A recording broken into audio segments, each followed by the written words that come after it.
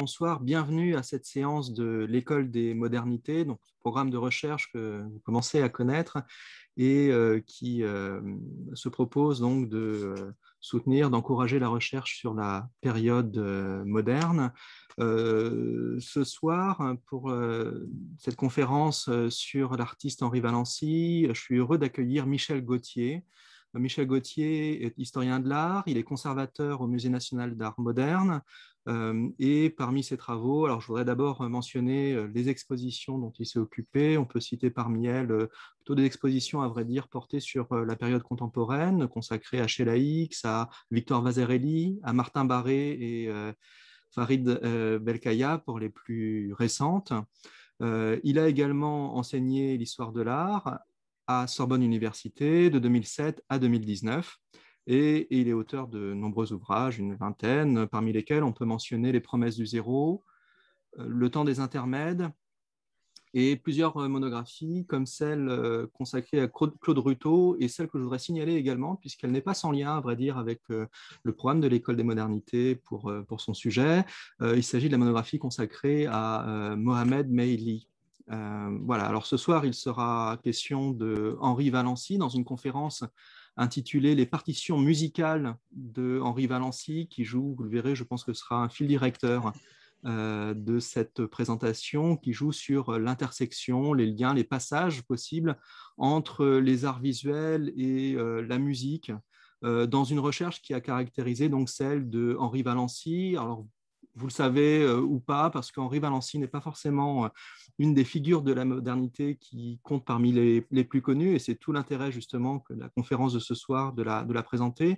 Donc, que vous le sachiez ou pas, Henri Valency est le chef du mouvement musicaliste. Il est assez largement encore méconnu, en tous les cas, du grand public. Et pour ma part, j'ai véritablement pris la mesure de son œuvre à l'occasion de l'accrochage modernité plurielle, pardon, accrochage des collections du Centre Pompidou, qui lui avait consacré une salle qui aidait à mieux comprendre, à mieux prendre la mesure de son œuvre importante, qui par ailleurs est principalement restée dans l'histoire de l'art pour la participation d'Henri Valency à la section d'or, la fameuse section d'or de 1912, aux côtés de Glaise, Metzinger, Léger, Duchamp. Voilà, et donc la question que l'on pose ce soir avec cette conférence de Michel Gauthier, c'est donc comment introduire, comment comprendre cette œuvre et comment l'introduire dans une histoire de la modernité qui désormais, eh bien, l'a peut-être un petit peu oubliée. Voilà, donc j'en dis pas davantage, mais je souhaitais ce propos introductif principalement pour remercier Michel Gauthier de cette conférence, pour le remercier également d'accepter de la faire en ligne, comme je crois que finalement nous y sommes désormais presque tous habitués. Et donc, merci Michel d'accepter cette conférence. Je vous laisse la parole. Merci beaucoup, Hugo. Je suis très heureux d'avoir évoqué ce soir la figure d'Henri Valency.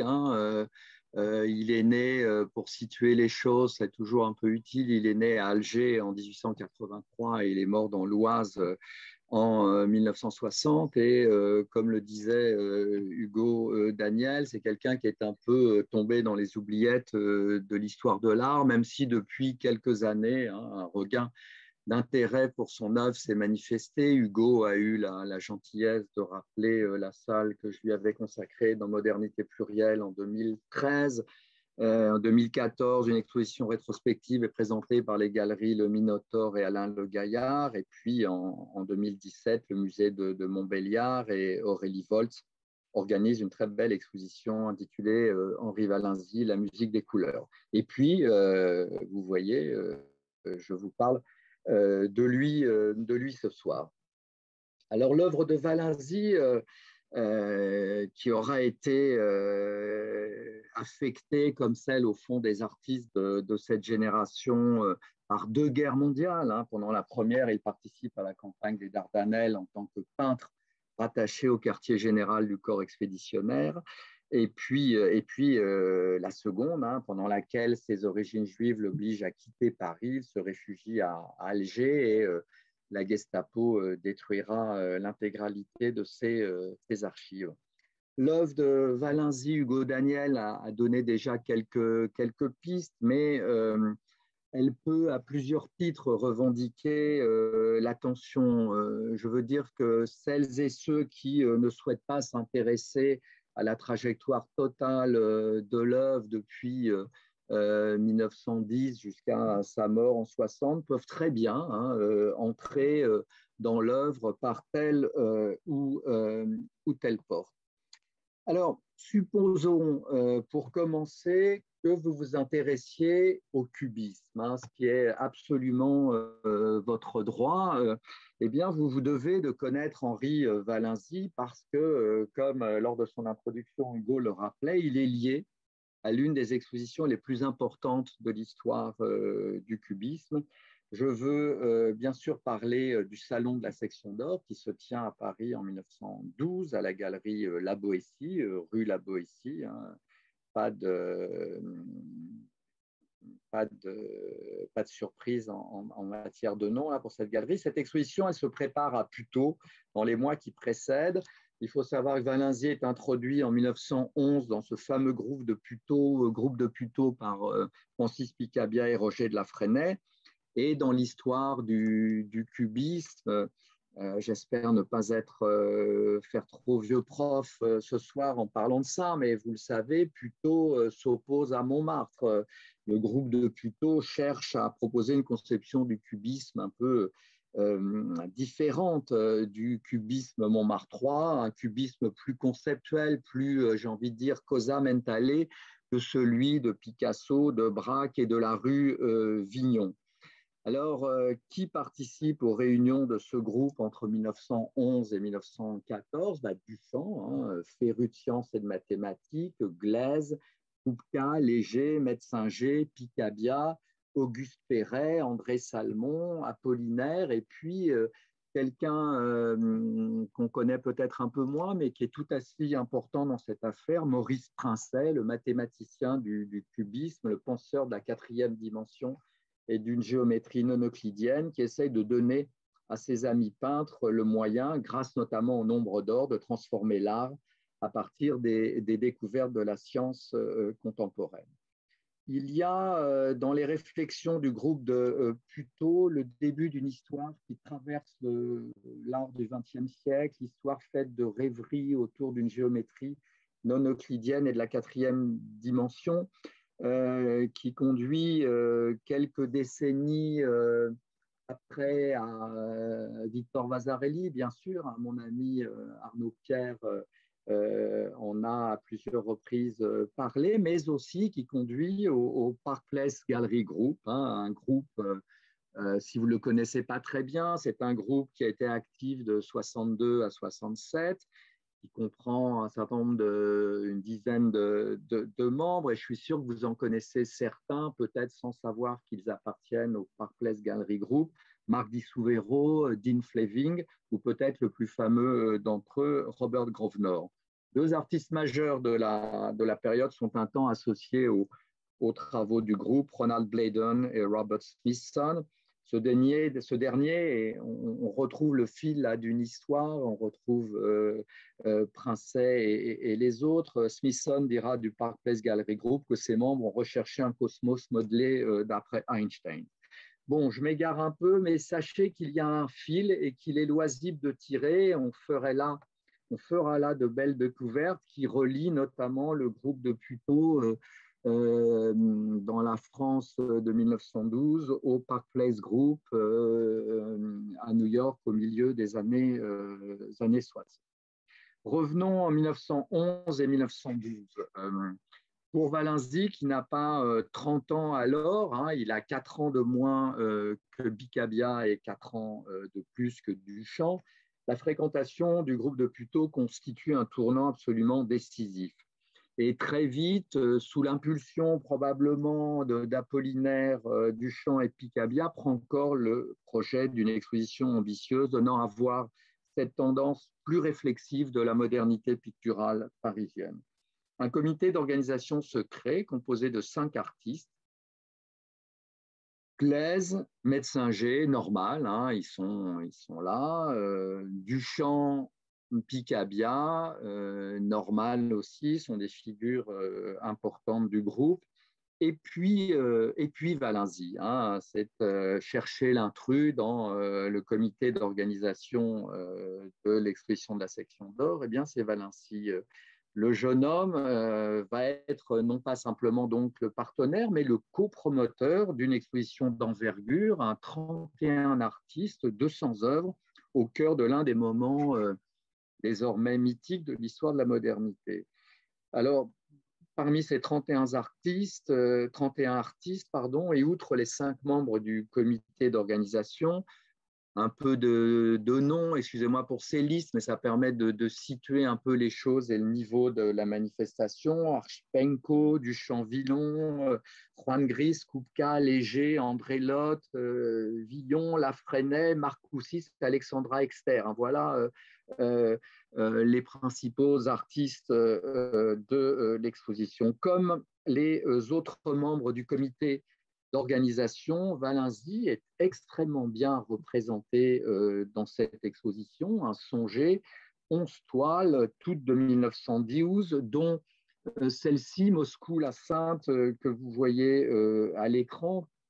Valenzy était allé en 1910 à Moscou et il avait même assisté à Moscou à une conférence sur le rayonnisme de Larionov, hein, mais aussi des tableaux comme ceux-là qui sont présentés dans cette exposition, L'air autour des sieurs de Long et sur les jeux d'eau de Ravel. Compte tenu de ce qui a été dit par Hugo Daniel lors de l'introduction, vous voyez ce qui déjà se profile avec ce sur les jeux d'eau de Ravel, hein. Les jeux d'eau, c'est la grande première pièce d'envergure pianistique de Ravel qui avait été créée une dizaine d'années plus tôt. Alors pourquoi cette section d'or qui a un grand retentissement, qui connaît un large succès de scandale, amplifiant celui du Salon d'automne qui s'est tenu peu avant, est-il si important? Eh bien, même s'il manque Picasso, Braque et Delaunay, c'est la première exposition cubiste de cette envergure. C'est aussi pendant et dans les murs même de cette exposition qu'Apollinaire prononce sa célèbre conférence sur le cubisme écartelé qui sera reprise dans les peintres cubistes. Vous vous souvenez de ça pour ceux qui sont un peu penchés sur la question. Apollinaire, il prend acte de l'existence de plusieurs versions du cubisme, le cubisme scientifique, le cubisme physique, le cubisme morphique et le cubisme instinctif. Ces dénominations sont encore moins claires pour nous aujourd'hui qu'elles ne l'étaient sans doute déjà à l'époque. Il faut surtout en retenir que la conscience se prend, et grâce notamment à cette exposition, que la mouvance cubiste est composite et que des différences très sensibles distinguent ces différentes composantes. C'est aussi devant le spectacle de cette exposition, et plus précisément devant l'étoile de Valenzy et de Kupka, et en les mettant en relation avec certaines peintures de Delaunay, qui, comme je l'ai dit, n'avaient pas voulu participer à l'exposition, qu'Apollinaire perçoit l'importance de la métaphore musicale et d'une forme de lyrisme dans la volonté de certaines peintures d'introduire le facteur temps et donc le mouvement dans la poétique picturale. Le terme d'orphisme répond à la perception par le poète de cette inflexion majeure.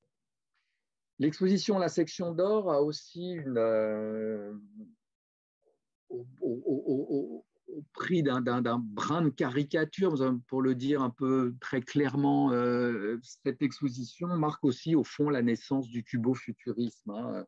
La critique parisienne commence à voir le rapport qui s'établit dans les travaux du groupe de Puteaux, et notamment chez Duchamp et Valenzy, entre les deux esthétiques, le cubisme et le futurisme. Alexandra Exter, dont je vous ai dit qu'elle était présente dans la section d'or, elle repartira en 14 en Russie. Là, elle emmène dans ses bagages le dit cubo-futurisme.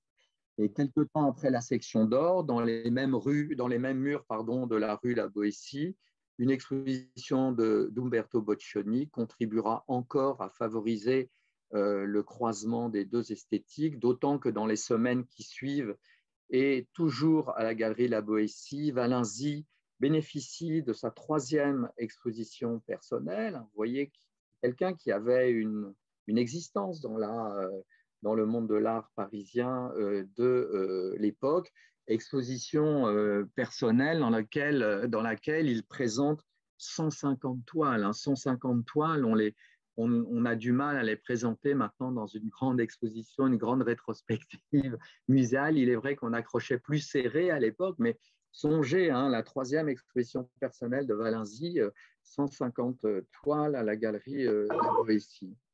Une exposition qui rencontre le succès et va conduire le peintre dans une série d'expositions en Allemagne, Dresde, Leipzig, Chemnitz, Munich, la section d'or, Boccioni, Valenzy, magnifique séquence. Le cubisme est effectivement écartelé, plus encore que ne le pensait Apollinaire. Alors, Valenzy n'a pas le temps de donner réellement consistance, sinon à travers quelques conférences. Il est d'ailleurs, selon les témoignages, un très bon et très convaincant orateur. N'a pas le temps donc de donner consistance à ses réflexions sur les rapport entre peinture et musique qui selon lui, c'est le côté hegelien d'une certaine façon de Valenzy, serait devenu l'art prédominant de l'époque et s'imposerait donc comme modèle en quelque sorte aux autres arts. Il n'a pas le temps de développer ces réflexions parce que la guerre éclate, et comme je vous le dis, il va partir dans les Dardanelles. Mais la musique n'avait au fond pas besoin d'une théorie des prédominances comme celle qu'élabore Valenzy pour se tenir à proximité de l'avant-garde picturale. En effet, dès sa naissance, vous le savez, l'abstraction a eu besoin de s'autoriser de quelques modèles. La musique a été assurément l'un des plus solides. Pourquoi? Eh bien, parce que à une peinture qui cherchait à se libérer de la représentation, la musique était sans doute le modèle qui offrait le plus puissant cadre conceptuel. Et remettez-vous en mémoire les titres de plusieurs œuvres pionnières de l'abstraction chez Kupka ou Kandinsky qui renvoient tout à fait explicitement à la musique. Alors supposons maintenant, c'est la 2e supposition de la soirée, que vous vous intéressiez d'un peu près au futurisme. C'est également votre droit le plus strict. Il faut alors savoir qu'après la guerre, l'orientation donnée par Valenzy à sa peinture le rapproche très, très décisivement du futurisme. Tout ça, d'ailleurs, finit assez logiquement par aboutir à une importante rétrospective à Rome en 23. En 23, il a 40 ans, à l'invitation de son ami Marinetti. Son intérêt pour ce qu'il appelle les engins dynamiques, l'automobile bien sûr, eh bien cet intérêt est celui des futuristes. Toutefois, une petite différence, une différence, j'ai envie de dire, de point de vue, mais point de vue pris dans le sens exact du terme. Ici, ce n'est pas seulement dans le tableau de gauche, ce n'est pas simplement la voiture en mouvement qui est représentée, comme c'est le cas dans le tableau de Russolo, mais ce qu'on voit aussi depuis la voiture en mouvement. Ainsi, l'image est-elle plus complexe, moins explicite, c'est peut-être aussi moins efficace, mais elle articule 2 points de vue avec d'une part un déplacement latéral, vous le voyez, de l'ombre à la lumière, ou de la lumière à l'ombre, comme l'on veut, celui de la voiture, et d'autre part un mouvement allant du premier à l'arrière-plan vers l'horizon au centre duquel convergent des rayons. Regardez maintenant ce tableautin très singulier qu'est l'hydravion, avec ces 2 arcs de cercle qui décrivent une bien curieuse trajectoire comme écartelée sur ce réseau de rayons verts anguleux. La thématique futuriste du mouvement et des engins de déplacement va occuper au fond, principalement Valenzy jusqu'aux années 30, avec notamment une série assez fameuse et assez belle, je trouve, sur le sport, autre thème cher aux modernistes. Parallèlement, Balinzi poursuit une veine qui le rapprocherait plutôt de Kupka que des futuristes, veine à laquelle convient au fond le vocable d'Orphique et qui se sert de la référence musicale pour aller vers ce qu'Apollinaire appelle la peinture pure et qu'aujourd'hui, maintenant, on appelle au fond, on tente à appeler l'abstraction. En 21, Valenzy, lui qui en 1905, j'attendais maintenant pour vous le dire, lui qui en 1905 exposait au Salon des Orientalistes, effectue un long séjour dans son pays natal, l'Algérie, et il y peint quelques très belles toiles, très intéressantes, comme ce mariage des palmiers et Boussaada, toile qui figurait dans la salle de modernité plurielle qu'avait la gentillesse d'évoquer tout à l'heure Hugo Daniel. On perçoit dans ces deux peintures, et notamment dans celle de gauche, deux caractéristiques qui le singularisent tout à la fois au regard du cubisme et du futurisme. Alors que le cubisme est essentiellement j'enfonce une porte ouverte là, mais enfin essentiellement sous-tendu par une philosophie de la simultanéité, la représentation simultanée de toutes les facettes d'un objet, Valenzy est avant tout intéressé par le temps, d'où son tropisme musical. Alors que le futurisme est avant tout un art du mouvement dans l'espace, le mouvement n'est chez Valenzy que le corollaire du temps, comme le montre son intérêt pour le soleil. Le soleil céleste bouge dans le ciel, mais ce mouvement céleste est avant tout le signe de l'écoulement du temps. Seconde caractéristique, comme en témoigne le mariage des palmiers, la représentation chez Valenzy tend à prendre la voie, le mot est peut-être un peu excessif au regard de l'image que vous avez sous les yeux, mais tout de même à prendre la voie du pictogramme. Regardez ce cercle pour les arbres. Bref, elle prend la voie de la symbolisation. C'est quelque chose qui va revenir de façon très forte dans les années qui suivent. Alors, le séjour en Algérie est l'occasion d'une peinture comme cette Casbah d'Alger qui, au fond, reprend d'une certaine façon le principe de Moscou-la-Sainte que Valenzy avait exposé à la section d'or, une forme de technique futuro-cubiste au service de la production de l'image symbolique d'une ville. Regardez l'aquarelle, la baie d'Alger sur la droite de l'image. On est là face à quelque chose qui proposerait presque une manière de logo d'Alger.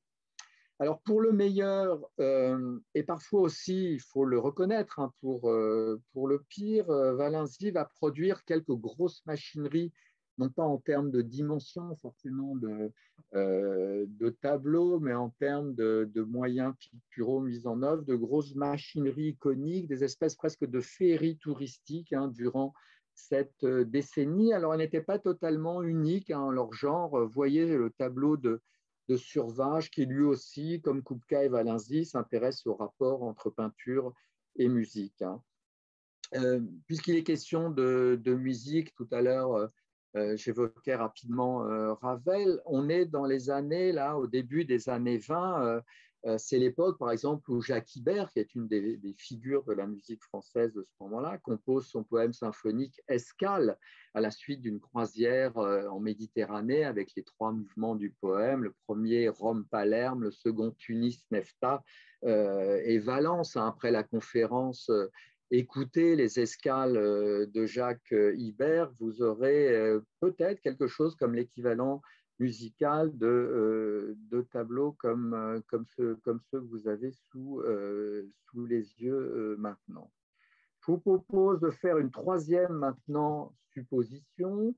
Vous êtes assez pointu et vous vous intéressez à ce courant artistique qui va s'affirmer dans les années 30 et qui se nomme le musicalisme. Alors là, vraiment, si vous pouviez encore vous être intéressé au cubisme sans avoir remarqué Valenzy et vous être intéressé au futurisme en l'ayant laissé de côté, là, vous ne pouvez pas ne pas rencontrer l'œuvre de Valenzy. Et je vous l'ai dit tout à l'heure, au Salon de la section d'or, Valenzy expose une œuvre d'après Jeu d'eau de Ravel. Il en expose également une d'après Chopin. Je n'ai malheureusement jamais réussi à voir une image de cette œuvre faite d'après Chopin, mais sa présence est attestée dès 1912, donc sa peinture essaye de se faire musicale. Ce mariage de la peinture et de la musique va s'officialiser au début des années 30, hein, vous voyez là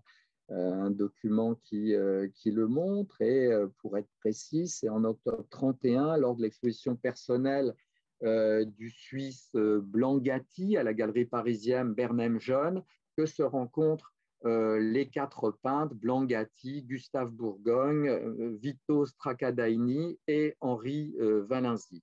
Quelques mois plus tard, les quatre peintres signent de concert le manifeste du musicaliste, qui se termine par cette déclaration un brin grandiloquente et qui fleurbonne son époque, hein, qui est en phase avec ce que je vous disais tout à l'heure sur la théorie des prédominances qui était celle de Valenzy, œuvrer en obéissant aux lois d'inspiration et de la composition de la musique actuelle prédominante parmi les arts. Alors, qui sont les artistes qui vont rejoindre Valenzy dans son aventure musicaliste? Eh bien, si on regarde un peu la liste, c'est plutôt pas mal, hein. Otto Freundlich, Robert et Sonia Delaunay, Ossip Zadkine, les frères Martel, Étienne Beotti, hein. Le mouvement a du succès. Le premier salon des artistes musicalistes est organisé en décembre 32 à la Galerie de la Renaissance. Et jusqu'en 40, ce ne sont pas moins de 17 salons musicalistes qui seront organisés. Rien qu'en 36, hein, quelque chose qu'on voit toujours apparaître dans la littérature sur le sujet, il s'en tient 6, Amsterdam, La Haye, Rotterdam, Budapest, Bratislava, Brno. Alors, je n'ai pas été voir dans le détail quelles étaient les œuvres présentées, ni les conditions, ni les lieux dans lesquels tout ça a été présenté. Néanmoins, tout ça nous dit à quel point ce courant a su se faire sa place sur la scène européenne de l'art à ce moment-là, et d'autres artistes, ou même non-artistes, architectes hein, importants, rejoignent le mouvement. Félix Delmarle, Robert Mallet-Stevens, Victor Servranckx, pour ne citer que les plus connus. Je vous montre là des images hein, d'œuvres de Charles Blanc-Gatti, qui est d'une certaine façon un peu l'alter ego, malgré les différences, mais enfin qui est l'autre figure importante du mouvement à ses débuts dans le groupe des fondateurs. Alors, le musicalisme se traduit bien sûr par la production de peintures, celle que je vous ai montrée de Blangati, par exemple cette symphonie printanière de Valenzy de 1932. Cette peinture, elle est très importante, non pas tant pour ses qualités intrinsèques. Valenzy a peint avant et peindra après de meilleures peintures que celle-ci. Si quelqu'un me dit qu'il y a quelque chose d'un peu niais dans la façon que l'artiste y a d'illustrer un terme, le printemps, le renouveau, je ne le désavouerai pas totalement. Malgré tout, cette peinture est historiquement importante car elle va être le matériau d'un ambitieux projet cinématographique. Hein. Et voilà une quatrième raison de connaître Valenzy qui vaut pour celles et ceux qui s'intéressent à un chapitre spécifique du cinéma expérimental, le film abstrait. C'est en effet par le lancement d'un vaste projet de dessin animé que Valenzi entend sceller en quelque sorte l'union de la peinture et de la musique. La peinture de Valenzi, la symphonie printanière, va donc se transformer en dessin animé, en une ciné-peinture, c'est le terme qu'il utilise, lentement, très lentement, hein, du milieu des années 30 jusqu'à 1959. Il est vrai que la guerre interrompra durablement le travail de l'artiste et que d'autre part, l'obsolescence des techniques sur une période si longue va conduire parfois Valenzi à devoir tout reprendre. Ce film d'environ une demi-heure est désormais considéré comme une balise essentielle.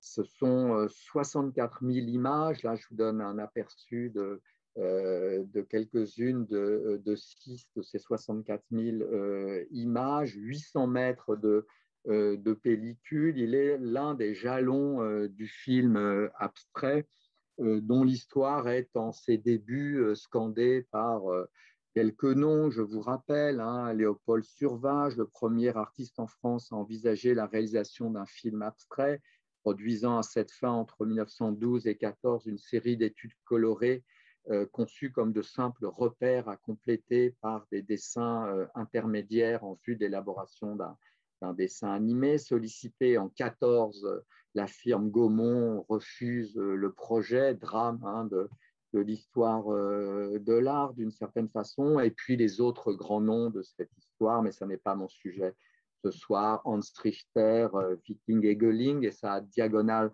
symphonie de 21 qui vous montre encore là à quel point le film a été l'un des artisans en quelque sorte du rapprochement de la musique et de la peinture, ou encore Oscar Fischinger. Valenzi pressent très vite la difficulté d'un tel projet et il tentera de faire produire, je vous montre quelques images qui vous donnent un aperçu de ce film très étonnant et réellement époustouflant de Valenzi. Il tentera donc de faire produire son film, mais sans succès. Son confrère musicaliste, le peintre Blangati, a la même idée d'une certaine façon que Valenzi. Il va même jusqu'à proposer une collaboration à Walt Disney en 1935, mais sans succès. Disney est en visite, elle est en 1935 à Paris. On n'a pas beaucoup d'informations sur ça. Un jour, il faudra un peu que quelqu'un se penche là-dessus. Valenzi lui fait parvenir des catalogues des artistes du groupe Musicaliste. Alors Disney doit avoir regardé tout ça et toujours est-il qu'après la sortie en 1940 de Fantasia, ce célèbre film d'animation, ce dessin animé très célèbre de Disney qui illustre parfois de manière résolument abstraite des œuvres du grand répertoire musical, eh bien, Valenzi, réfugié à Alger, crie au scandale. Des peintures d'artistes musicalistes auraient été plagiées par les studios Disney. L'enquête, si ça intéresse quelqu'un ou quelqu'une parmi vous, l'enquête reste encore à conduire. C'est un sujet intéressant. Alors, l'histoire du cubisme, le courant musicaliste, le film abstrait, tout ça est intriqué, mais ça fait quand même une série de chapitres qui ont une relative autonomie. Voilà donc ces trois motifs de l'histoire de l'art du XXe siècle dont Valenzi aura été un acteur et parfois même un protagoniste. L'écriture des trois chapitres en question a beaucoup progressé en une vingtaine d'années. Le chapitre du salon de la section d'or et de la place Quitin Valenzi commence à être bien connu. Ma collègue Cécile Debré, avec l'aide d'un certain nombre d'historiens, Arnaud Pierre, Pascal Rousseau, ont analysé ce moment, de même l'importance du film La symphonie printanière dans l'aventure de l'abstraction cinématographique est maintenant actée. Il ne viendrait plus à l'idée d'aucun commissaire ou d'évoquer l'histoire du film abstrait sans évoquer la symphonie printanière et les débuts du courant musicaliste, ses motivations, ses premiers acteurs, au premier rang desquels Valenzy, tout ça, on sait maintenant que ça existait, même s'il y a encore toute une série de travaux et de recherches à effectuer pour éclairer un certain nombre de choses. En revanche, la peinture que produit Valenzy après la naissance du musicalisme au début des années 30 et au cours des 2 décennies qui suivent est encore un peu délaissée et mal étudiée. Il est vrai que certaines œuvres, comme celle-ci, peut-être ne sont pas totalement convaincantes, même si elles sont très intéressantes et qu'on pourrait passer du temps à les commenter. Mais d'autres, en revanche, comme celle-ci, constituent d'authentiques réussites. C'est aussi une pièce, une peinture qui appartient à la collection du Centre Pompidou, comme vous le voyez, qui était présente dans la salle Valenzy de modernité plurielle. Et je dois dire que beaucoup de personnes, à cette occasion, avaient découvert cette peinture qui n'avait pas dû être sortie des réserves, peut-être même depuis qu'elle avait été donnée au Centre Pompidou au moment de la mort, enfin, non pas au Centre Pompidou, mais au Musée national d'art moderne, au moment de la mort de l'artiste. Je crois que, oubliant un peu le simple prisme musicaliste, il importe de prendre la mesure du type d'abstraction que celle-ci, que des peintures comme celle-ci nous donnent à voir, en les replaçant dans un contexte peut-être un peu plus large que celui auquel nous a habitué le grand récit moderniste. Et le grand récit moderniste en matière d'abstraction, il est solide, il est étoffé. Attardons-nous un peu, si vous en êtes d'accord, sur cette très belle symphonie verte de 1935. Vous voyez que sa partie centrale reprend au fond le principe de la chronographie, Muybridge, Marais, en reproduisant la succession des positions dans l'espace d'un objet. Mais ce qui est très intéressant, c'est qu'elle a sorti cette reprise du principe de la chronophotographie d'un principe, d'un effet d'agrandissement de la forme répétée qui est tout à fait contraire d'une certaine façon aux lois, enfin qui est une interprétation des lois de la perspective inverse de celle que l'on connaît généralement avec le principe de la diminution de la taille des formes à l'arrière-plan du tableau. Et vous voyez surtout que nous avons ici 2 mouvements contraires. Nous avons dans la partie centrale un principe d'agrandissement des formes qui se présentent au premier plan, alors que dans la partie droite du tableau, nous avons un traitement perspectiviste classique avec ce point de fuite qui fait se réunir dans une espèce de disque à la résonance solaire, c'est une série de bandes. Je crois que de bandes claires. Je crois que c'est ce qui fait la force de cette peinture, la répétition à la manière d'une onde qui se propage d'une forme à laquelle le jeu de l'ombre et de la lumière donne l'illusion de la tridimensionnalité, alors que les ondes sont rarement tridimensionnelles. Et puis cette tension entre deux perspectives, deux effets de perspective inverses au centre et à la droite du tableau. Cette peinture fait partie d'un ensemble de symphonies de couleurs. Alors, le bleu, vous voyez, on est en 35, le gris, le jaune. Hein, j'ai même retrouvé une étude pour la symphonie en jaune. Toutes ces œuvres que Balinzi réalise à Paris au milieu des années 30 et qu'il reprendra au lendemain de la guerre à son retour à Paris après son exil forcé à Alger. Là, on voit sur la partie droite de l'image Balinzi en train de peindre cette symphonie rose.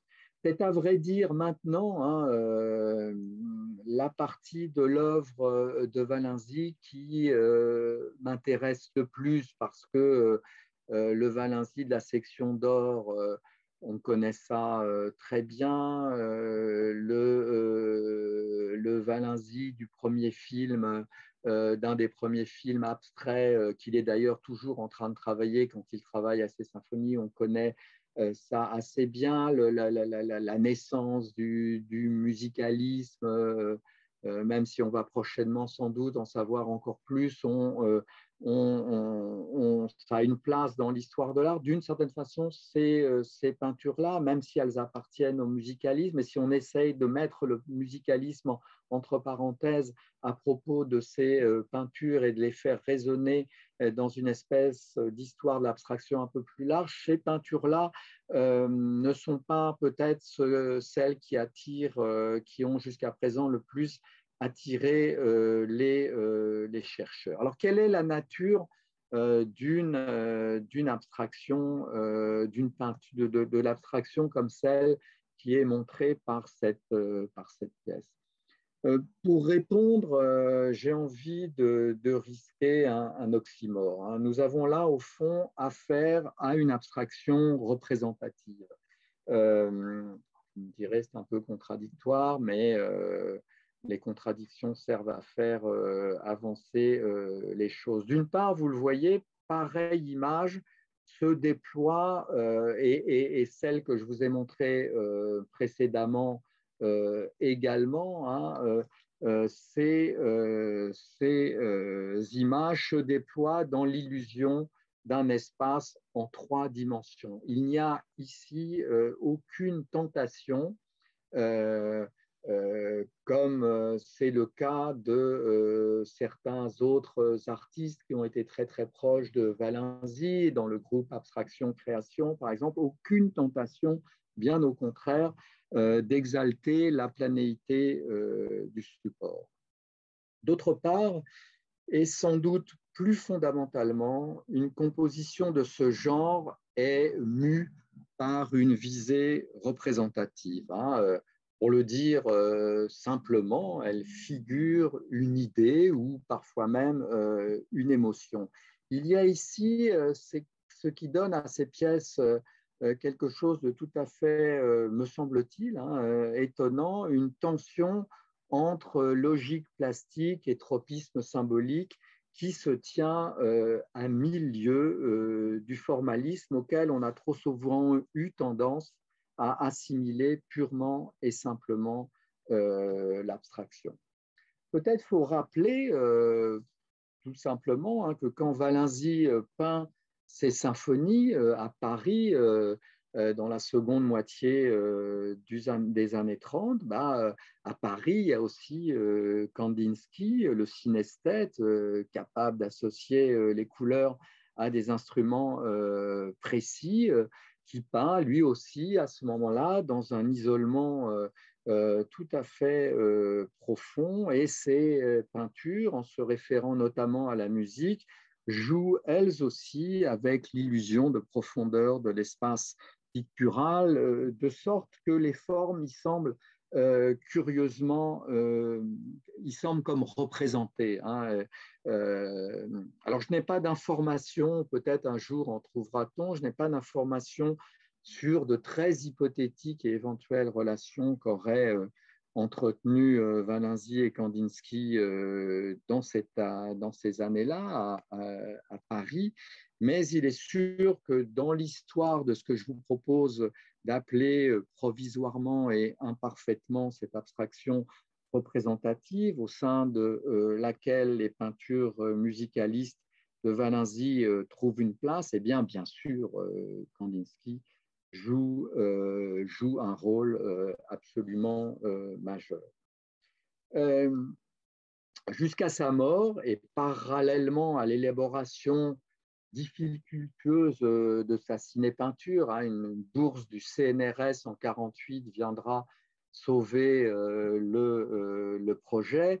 Valenzy peint ses drôles d'abstraction sur différents thèmes. Hein. Je vous en montre quelques-unes. Les éléments, bien sûr, ça s'imposait. La symphonie de l'eau et symphonie de la terre sont sans doute des peintures supérieures à la symphonie de l'air et à la symphonie de l'eau. La question musicaliste est affichée par les titres de certaines œuvres, comme ces deux fugues que vous voyez apparaître ici, parfois même, et c'est peut-être la partie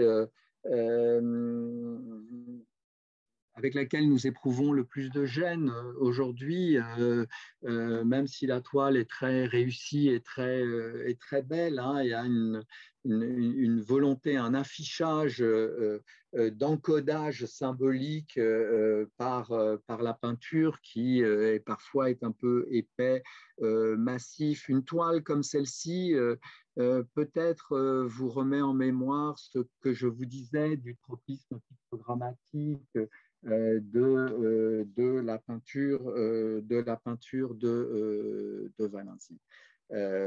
Voici d'autres pièces que l'artiste peint à ce moment-là.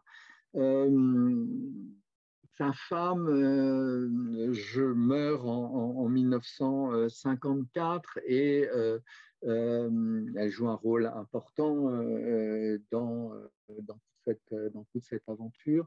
Et Valenzy va, à la suite de la perte de son épouse, réaliser un certain nombre de toiles dont certaines sont tout à fait étonnantes et qui confirment d'une certaine façon cette très curieuse conception qui est la sienne de l'abstraction, hein, d'une abstraction qui n'essaye pas au fond de parler de la peinture, mais qui essaye de parler d'autre chose que de la peinture.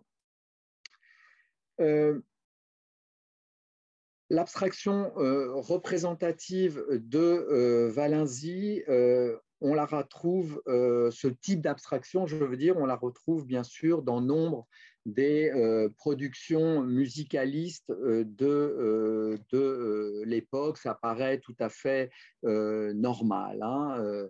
Si vous regardez les artistes musicalistes, de cette mouvance, les artistes de cette mouvance dans ces années-là, ils proposent des images qui ont chacune leur particularité, mais on est dans ce type d'abstraction. Mais parmi les rapprochements qu'il est loisible de faire entre Valenzy et d'autres secteurs de la création picturale de ce moment-là de l'histoire, certains excèdent ce seul contexte musicaliste, et c'est ce qui m'intéresse et ce qui me fait donner envie de vous parler de Valenzy ce soir. Parmi les avant-gardes et je vais dire périphériques avec deux ou trois paires de guillemets, il en est une sur laquelle je vous invite à jeter un coup d'œil attentif, hein, le Transcendental Painting Group du Nouveau-Mexique. Il est créé en 1938, c'est-à-dire grosso modo au moment où Valenzi fait ses symphonies et ses fugues. Lui est créé à Santa Fe par Raymond Johnson et Emil Bierström. Bierström est un Hongrois qui était venu aux États-Unis et le TPG aura une vie relativement courte, cessant d'exister en 1942. Vous voyez, bien sûr, on ne penserait jamais que l'une de ces deux toiles est une toile de Valenzi, mais il y a plus qu'un air de ressemblance, hein, entre ces peintures et les peintures de Valenzi, parce que la peinture du TPG reflète le désir des artistes d'exprimer leurs pensées et leurs émotions au moyen de l'idiome abstrait. Alors, quelques informations. Je ne vous vois pas à la différence d'une salle de conférence normale, mais je sais que certains d'entre vous déjà sont intéressés par ces images. Il est vrai que ces images sont tout à fait étonnantes, hein. Le TPG, c'est quelque chose de tout à fait étonnant dans l'histoire de la peinture américaine. Alors, quelques informations sur le TPG, composé, outre ses deux fondateurs, Johnson et Bistram, d'Agnes Pelton. Certains d'entre vous auront sans doute noté que le Whitney Museum vient de consacrer une importante exposition à Agnes Pelton. Lorraine Harris, voici Agnes Pelton. Lorraine Harris qui s'inscrit dans l'histoire de l'art, qui a un autre moment glorieux, est associé à un autre moment très glorieux de l'histoire de l'art, puisqu'il est en 1920 l'un des fondateurs, je ne sais pas s'il y a des Canadiens parmi vous, mais l'un des fondateurs du mythique Group of Seven au Canada. Et puis Florence Miller Pierce, pour ne citer que quelques figures majeures. Il s'agit au fond, pour ces artistes tout à fait passionnants, d'utiliser le lexique de Kandinsky, de Klee, voire de Molinoj pour certains d'entre eux, et je pense notamment à Bistram, pour transcrire des expériences sensorielles et synesthésiques de la nature, du cosmos, en multipliant les références à la musique et à l'ésotérisme.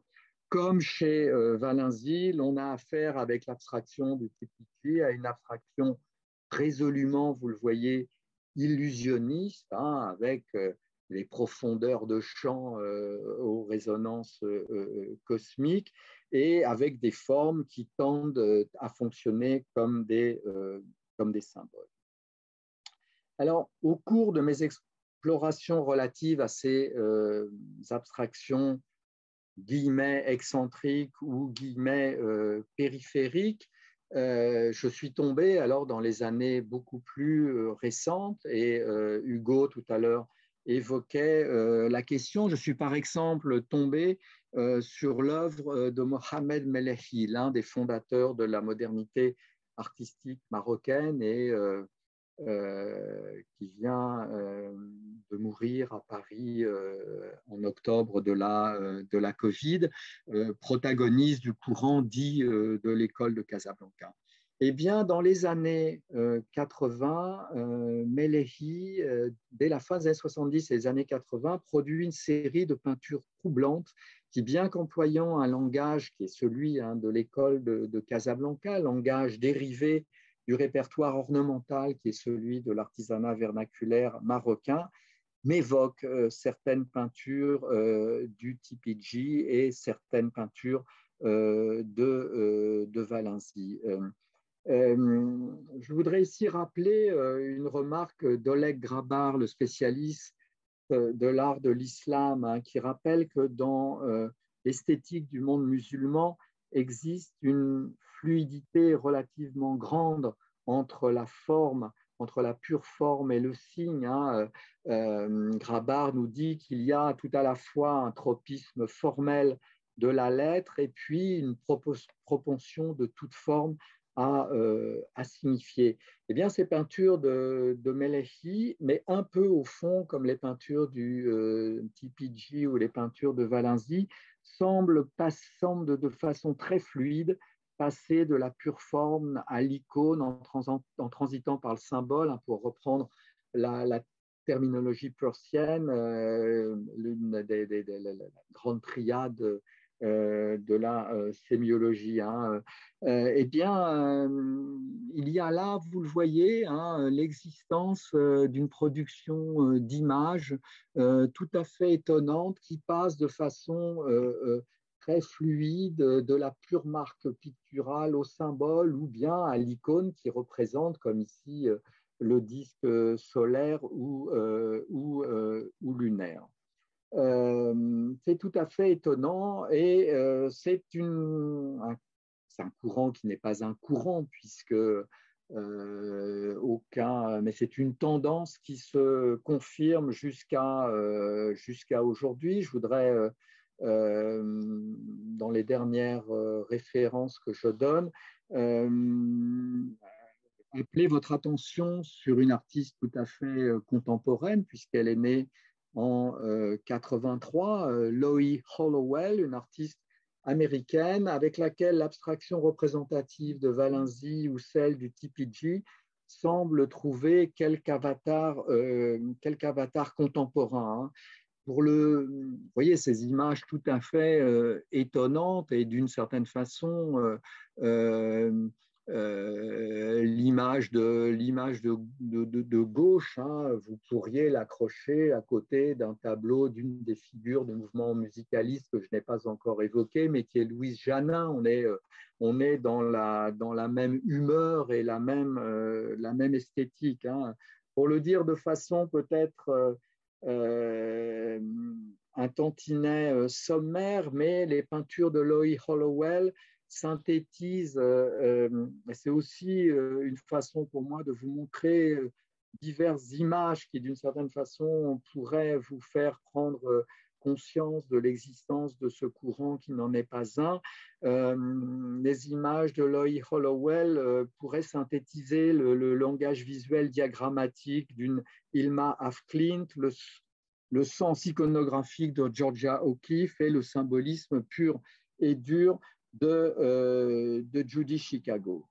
Il serait intéressant quelque jour, quelque part, d'entreprendre l'histoire de ces abstractions qui n'en sont pas, de ces abstractions qui échappent au grand récit moderniste, tel que l'a notamment magnifiquement et de façon impressionnante construit Clement Greenberg, qui envisageait l'abstraction comme ce qui permettait la rencontre de la peinture avec son essence. Le musicalisme occupe une place importante, intéressante au regard de cette problématique. Je crois, si vous voulez, que c'est l'hypothèse que je ferai. L'hypothèse est certes ce qui a permis, pour le dire comme ça vite, au cubisme de s'engager vers ce que l'on appelait alors la peinture pure, mais il est en même temps ce qui a empêché, et peut-être pour le meilleur d'ailleurs, j'en sais rien, mais cette peinture de devenir parfaitement pure en la rendant en quelque sorte étrangère, car musicale, à elle-même. Il est frappant de constater, ça ne tombe pas sous le sens au fond a priori, de constater que la très grande majorité des peintures musicalistes sont illusionnistes, chargées d'une dimension représentative, métaphorique et symbolique. Tout se passe comme si la peinture s'était faite musicale pour devenir abstraite, mais qu'en imitant, en représentant la musique, elle avait installé au cœur de son logiciel un lien profond avec la représentation. La référence musicale, de moyen qu'elle avait été de rendre la peinture abstraite, s'est transformée en raison de préserver la figuration dans l'abstraction ou, dit autrement, de préserver la possibilité d'une abstraction, appelons-la, utilisons des grands mots pour finir, d'une abstraction idéiste par opposition à l'abstraction formaliste. C'est l'un de ces paradoxes que l'histoire de l'art réserve de temps à autre, et l'œuvre de Valenzi, elle est au cœur de ce paradoxe, et c'est ce qui la rend, par-delà ce qu'elle peut parfois avoir de faiblesse, c'est ce qui la rend si intéressante aujourd'hui et ce qui fait que j'ai été heureux de vous la présenter un peu rapidement ce soir. Merci.